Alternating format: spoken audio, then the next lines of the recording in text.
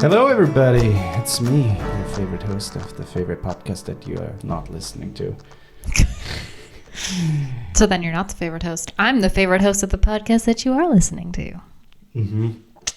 Welcome to a new episode of Hello, We Are Listening.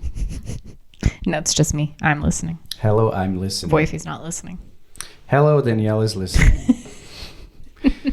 We have a new episode, everybody. We haven't recorded in a while because I had COVID. Indeed. I did not. That was fun. Not. Cannot recommend COVID. Nope. I mean, I wouldn't know. I've never had it. Knock on wood. It's not real wood. Yeah, it is real wood. Really? Yeah. Not cheap. Like you. I'm only cheap for some things. It's real wood. It's not the nicest wood, but it's real. Okay. Yep. So I'm back, basically. Like, I bounced back from COVID. I had it. I don't want to get it again soon, at least. Do you feel anything? Like any No. after I don't shock have, symptoms? No, I don't have long COVID, 100%. That's good. But I still have a cough that's Me too. lingering. It's so annoying. But other than that, I'm fine. And Cool that's why we're recording, because tomorrow we have to release this one. So we're Indeed. recording the day before, basically. Indeed. And we have to take off my blouse. Your blouse? My blouse. Your vest? My vest. Yeah. And so I had to think of some, that's gross. Some topics. Yeah. Indeed. But before we start, We want to say that we're getting a dog. we're getting a dog. We're getting a little puppy. His name is going to be Bean. Because why not? Mm-hmm. Because I like weird names for dogs. My mom started that trend. Yeah. She has 2 dogs named Pickles and Goose. Pickles and Goose. Yeah.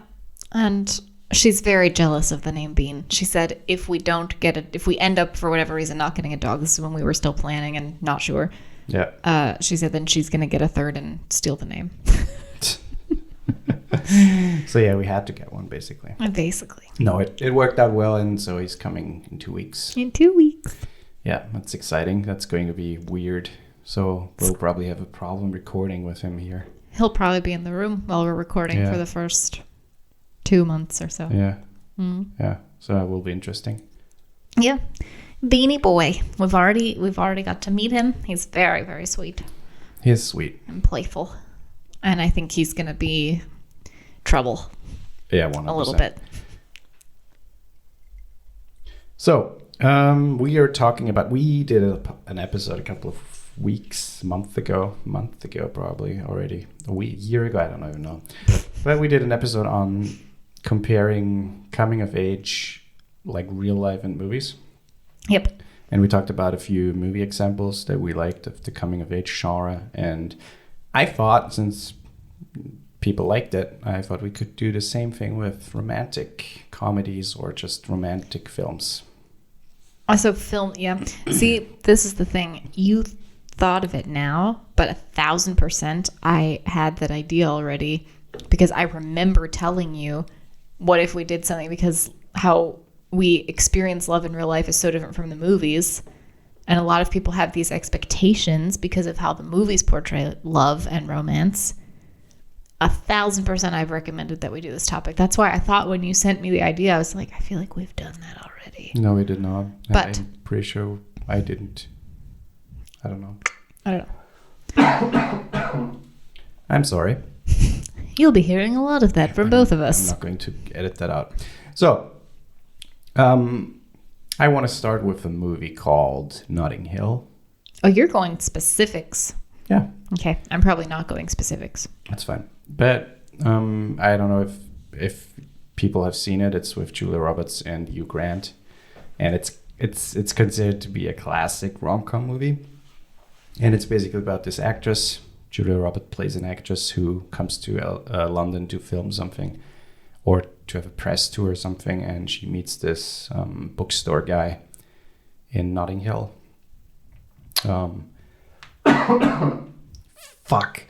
And yeah, that's basically the premise of it. And the classic, things happen, they love each other, they fall apart, and at the end they get back together. And I think the end is super cheesy, where they lay on like a bench in like this very nice cottage or mansion in like a backyard, and a lot of kids and dogs are playing around them. It's very cheesy. But the thing that obviously is comparable to to real life, I hate that so much, is the meeting. They meet at the bookshop, at his bookshop, and she's picking up a book, I think is for a present or something, I don't remember. Or she's just like, I think she's just browsing browsing. I think she's just browsing, and he recommends a book, or she finds a book that he also really likes that's a little more obscure. Pride and Prejudice or something. Yeah. Yeah, it's kind of weird because it's not really. I mean, sure, you can meet someone at a bookstore, but at the same time, I think. But it's that like stereotypical rom-com meet cute, where it's like how often when you're in a bookstore do you like strike up conversation with the person who you're buying the book from, I mean it depends maybe on the bookstore, if it's like a small business type bookstore. I mean, sure, so the owner obviously wants to talk to people because he obviously wants to talk about books, yeah, right. But at the same time, she's also known, and he knows her, he recognizes her as this actress, and that already strikes up a conversation. But at the same time, it's not really realistic, because I think people go into bookstores not to talk. I mean, again, I feel like that might be true for larger bookstore chains, but not like small business bookstores, because I used to go into, the bookstore that's in Milwaukee by my old apartment on Downer. There's a great bookstore there, and I almost always, when I went in there, would talk to the people and ask for their recommendations, because the people who work there, because it's such a small business, they try to find people that actually know books and want to talk about books and want to recommend books to people. And so that's kind of nice to be able to talk to them. And but I mean, I'm different. I don't like being talked to or talking to people when I'm browsing. And also, I don't like that when I'm like clothes shopping or something, but books I think are different. The thing with the book premise is also, I mean, obviously if you bond over the book, the person gets, sure. But at the same time, if you choose a book that, you like, a crass example like Trump, the money book that he wrote, like if you see the person, art of the deal, right? That if you see the person taking that, you're like, okay, I'm out of here. Yeah, but let's switch it a little bit. If you were to walk into, say, a small business movie shop, you would probably end up striking up a conversation with the people who work there, because it's not like going to like Media Markt, where it's like a big, conglomerate type or chain store. But if it's just like this small, private owned, little teeny tiny movie shop, usually the people who own places like that have wild recommendations of things you've never heard of, but should watch. Sure, maybe, yeah. No, I agree. That's true. That might be true. Yeah. So I think it depends on the interest. Yeah. Sure. I don't know. I think the premise is not unrealistic, but at the same time, I think it The idea that you would like fall in love with the person that you strike up a conversation with, that's the thing that's a little more far-fetched. But I don't think it's so far-fetched to strike up a conversation about books in that sense. Yeah. I don't know. The meet cues are always interesting in movies like that. And they're most of the time very similar in the sense that they meet each other, and either it's like love on first sight, where they strike up instantly like some sort of connection, or it's the hate relationship. At first they don't like each other, and then they get to like each other, like in When Harry Meets Sally, where they really don't like each other, they make fun of each other, they stuff like that, and then at the end they fall in love. Yeah, I don't know. The thing is, I mean, I think some aspects of meet cutes or meeting people in romantic movies are realistic. At least some aspects of it could be taken from real life. But at the same time, I don't know. I mean, obviously they can't show the whole thing, so they I don't know. I'm also thinking of Serendipity right now with John Cusack and what's her name? Kate Beckinsale. Mm-hmm. Do you remember that movie where they meet in the store where she wants to buy? Is that the one with the ice rink? Yeah. Where she wants to buy the gloves and she can't get them, and then he helps her get the gloves. Mm-hmm. And then they but those are exactly the kind of things that are so unrealistic to me, because that's totally. not how people meet each other. Totally, that's what I'm trying to say. It's and also like all of the stuff in between, like all of the really cutesy stuff that happens, and like all of these like, or like people who in movies where they set up these really crazy dates, you know, that they go on where it's like, Serendipity alone is the premise is that she doesn't give her number or a name, not a name they do. And he like finds but the number her somehow. she puts the number on a $20 bill or something. Yeah. And then she buys a book from it at a bookstore or something like that. And he never sees her again until at some point he magically finds the book or something. I don't remember, something like that. Wasn't it didn't she write it in a book? She might have wrote it in a book. Yeah, and he went to all these used bookshops trying to find it, and every time he went into that bookshop, he picked up that book and looked through to see if the number was in there. Yeah, but still, I mean, it's a really cute idea for a movie, but it's so so super unrealistic. No one would do that.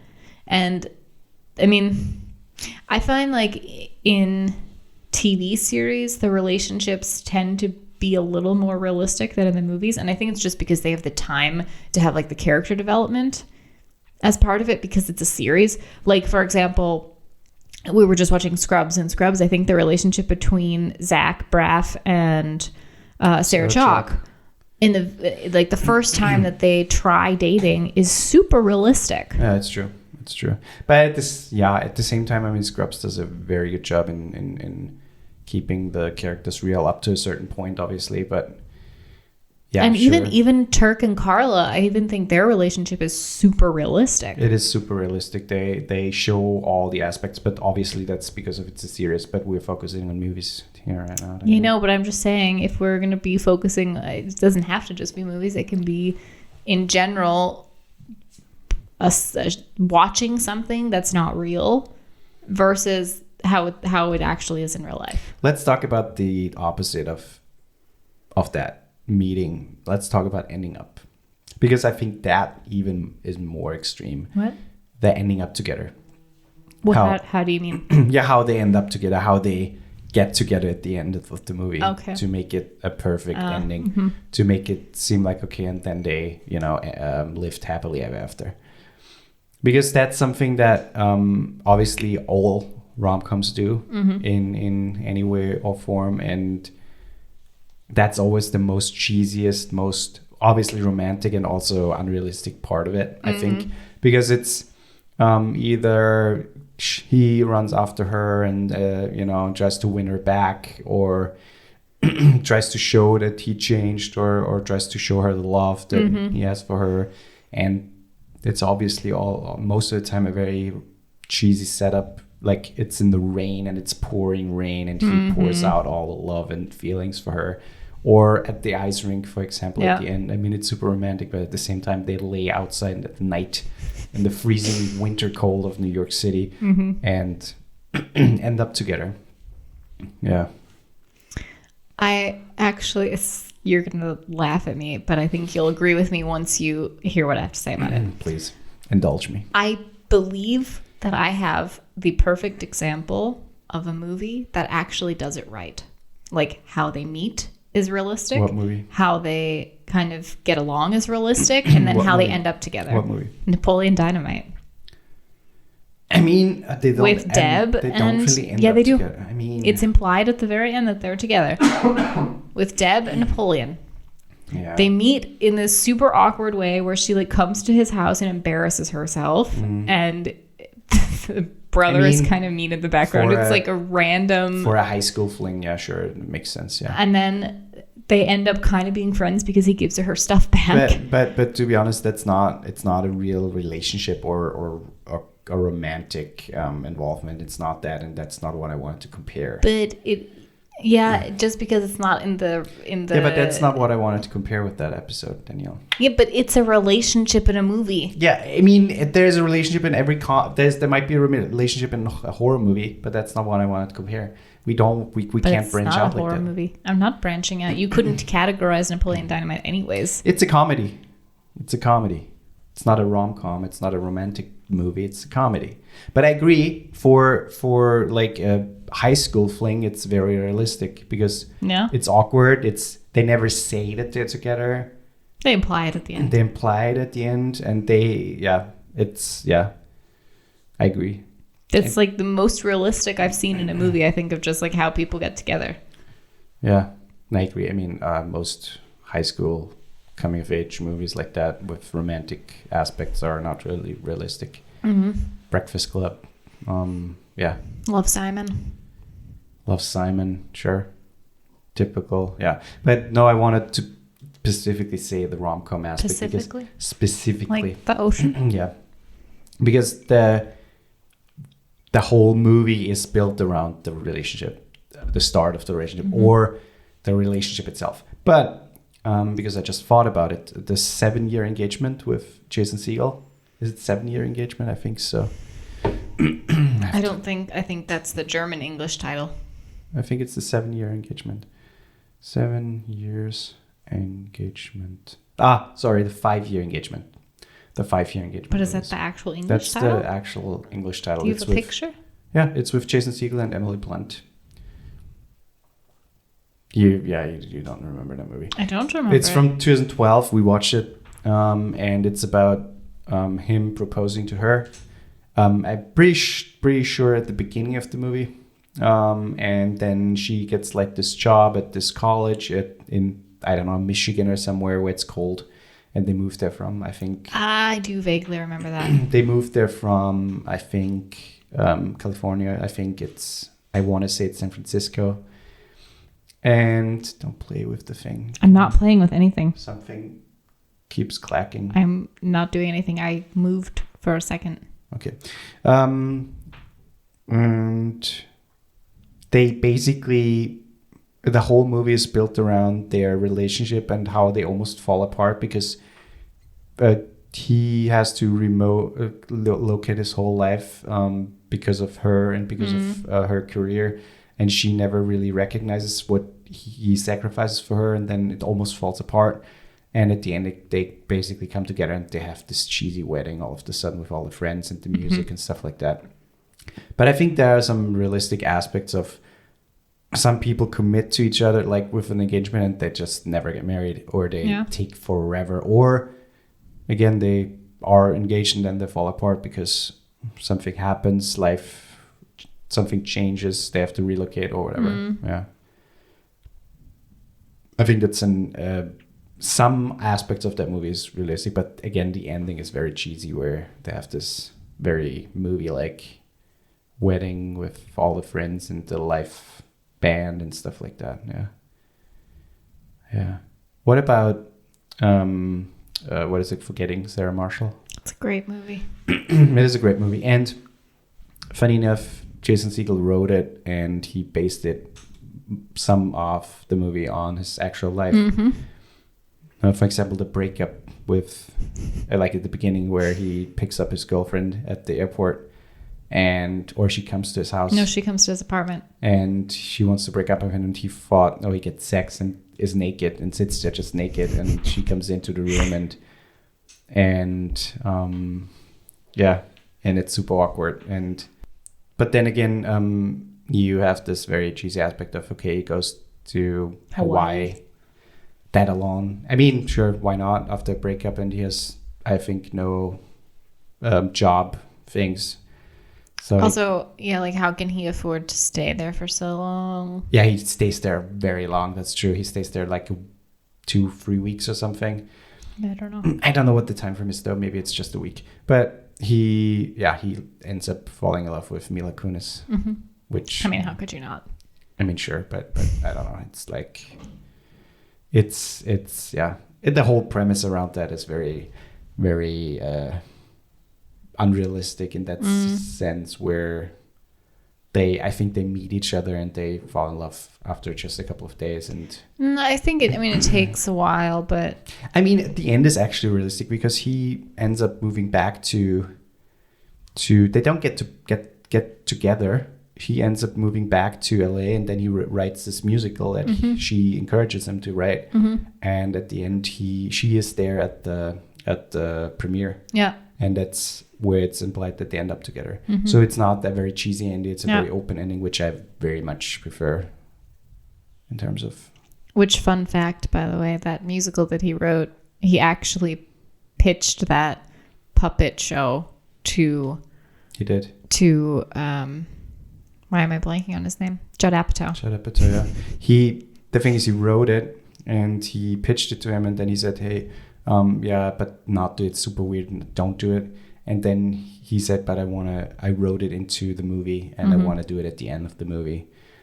And it's super weird, and it fits perfectly to his character. Perfect to just Jason Segel in general. Yeah. I don't know. There are tons of other movies I can think of. For example, the Notebook is one of them. What? Huh? Like the most unrealistic love story of all time. Exactly. But it's a great movie. You can say what you want about it. Yep. Love Actually. Love Actually is also quite ridiculous. Yep.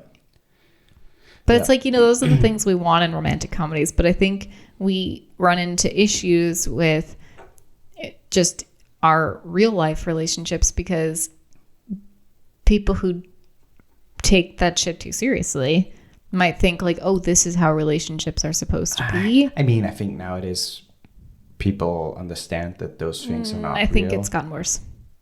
Maybe with sure. generations younger than us, I think it's gotten worse where there's like always these massive gestures for everything.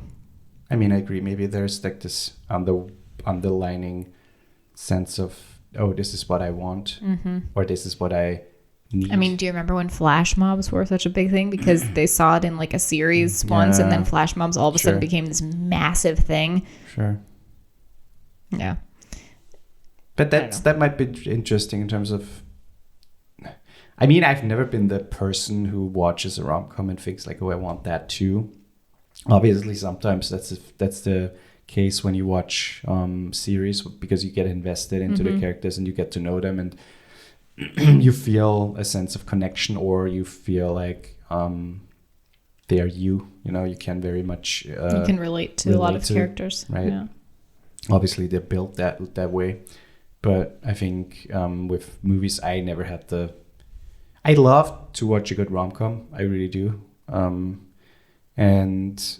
I never have the urge to, even when I was single, that's what I needed or wanted in like real love. I don't know.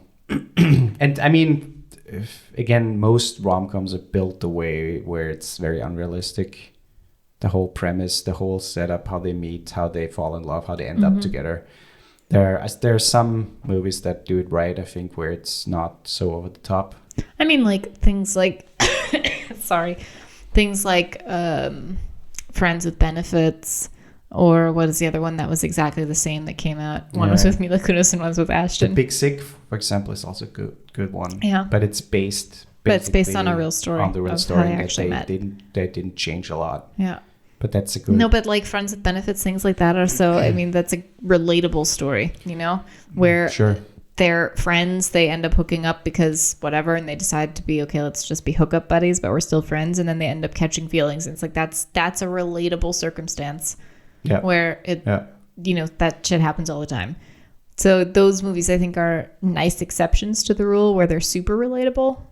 Sure, but they're just not good because they're so predictable.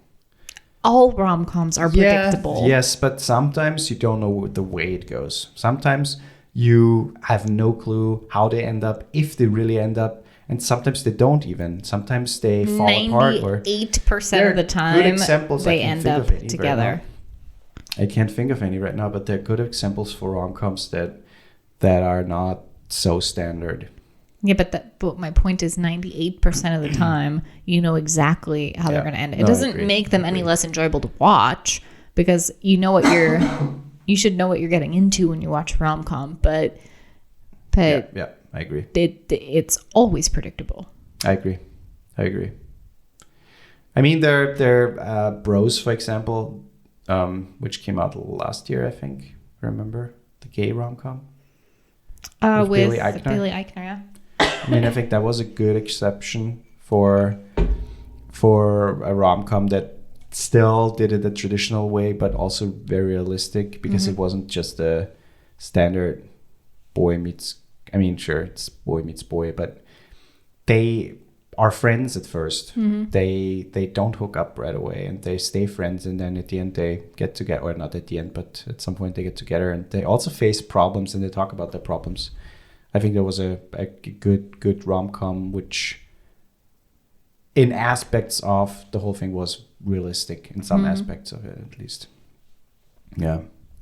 I mean, we can also talk 10 Things I Hate About You. I mean, classic. Oh, just the best fucking movie ever. Classic. Yeah. I mean, movies if like... you're going to watch a rom-com, watch 10 Things I Hate About You. I mean, movies like Groundhog Day, for example, where it's not seen as a rom-com at first, but then you see, okay, he obviously the woman in the movie or the female lead is the main goal for him, which also is Spring Break, not Spring Break. Sorry, the what is it called? Palm Springs with Andy Samberg, where he's trapped in this time loop and he tries to hook up with everybody because he just can't, because the day is just repeating and he tries to perfect his moves, and he ends up falling in love with this girl, which is not planned and which is not implied at the beginning. Sure, I also wouldn't really call it a rom-com. It's not really a rom-com, no, but Mister, we're only sticking to I agree. rom-coms. I agree. It's not really a rom-com, but there's still aspects. Neither is Groundhog's Day. There's still aspects of it. Yeah.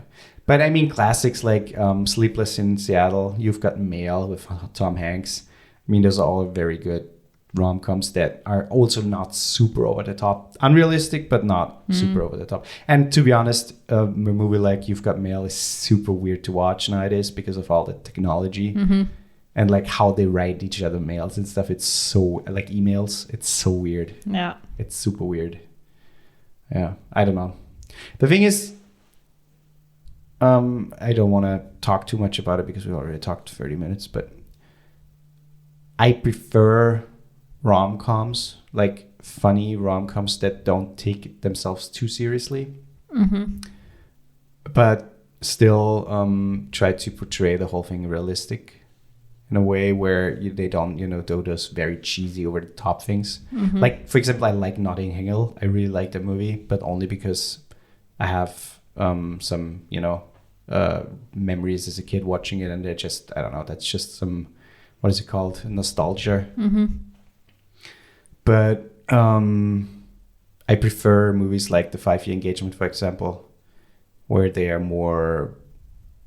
not super cheesy and not super realistic, not super unrealistic. Yeah. I mean, like, kind of like Wedding Crashers a little bit. It's also not super. I mean, it's hard to classify that. I mean, I would say it's a comedy, but there are heavy romantic aspects to it. I would still classify it more as a rom-com. It goes more in that direction because the whole plot of the movie is him trying to be with what's her name? Rachel McAdams. Isla Fisher. Yeah. Rachel McAdams. That's true. Isla Fisher. I mean, there's multiple love stories in it, but that is also not super unreal. I mean, it's outrageous comedy, but so the comedy aspect is super outrageous, but the love story is also not super unrealistic. Yeah, I agree. That's, I mean, sure, it's over the top comedy, but yeah. I mean, then you could also add Meet the Parents, Meet the Fockers. Yeah. I mean, that's also not really rom-com. I mean, the first one, you can say the first one is a rom-com. they already know each other, Yeah. but it's a lot of their relationship aspects while meeting the parents, which is also a nice premise. And it's I mean, funny. what's the one we watched with Jonah Hill? What was that called? Oh, the And Eddie Murphy. on Netflix. You People. Yeah, that's also, I would say, That was a good rom-com, actually. good rom-com. That was a good And fairly realistic rom-com. Yeah, and I it's mean, super funny in terms of their the racial aspects of the movie, like the Jewish people versus Black people. That was super funny and super well done, and also not super heavy on the cliches and that's what I think. That one's also fairly realistic. Yeah, no, I agree. Yeah, that's it. Yeah. I think we never really compared it to real life, though. Isn't that the whole purpose? I mean, kind of, but I think what we all can agree is that rom-coms are very unrealistic in most aspects, and that they portray love or love stories in a very perfect way where they end up together all the time. And sometimes they have no problems, or they every time they're together they're like constantly cuddling or constantly constantly having sex or or it's just like all of these things that are unattainable in a relationship. Or things that like you wouldn't even really want in like you wouldn't. I don't know anybody who would want to have sex every single day. I mean, I would. No, you would not. That's bullshit. I would. No, you would not. See, you don't know me. I do know you. It's fine, Danielle. There have been enough times where I have wanted to have sex and you're like, I don't really feel like it tonight. That's true. So you wouldn't want to have it every day. That's true. It would feel like if there was constantly that massive passion that you have in the beginning. I agree. I mean, sure, it would be nice if that passion was like always there.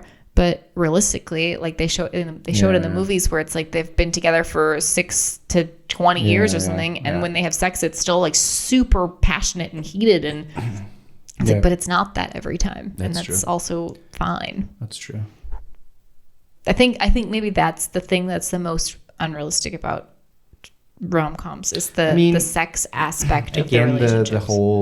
They can't show everything, and most of the time it's a short span of time. There are not that many movies that span over decades. Yeah. But sure. Yeah. I think if you want something realistic, you probably tend to go more towards like a series where they have more time, more years, more How I Met Your Mother development. Sure, for example, where they show the struggle and the negatives and positives of real relationships. Yeah, that's it, everybody. If you want to support us, if you want to help us, you know the drill. Please follow us, subscribe, rate the podcast, review the podcast on Apple Podcast if you haven't done that yet, please. And if you're on Spotify, yes. And if you want to help us to maybe build out the production quality of it, you can head over to our Patreon and you will get some stuff there. Indeed. That's it. Watch out for deer.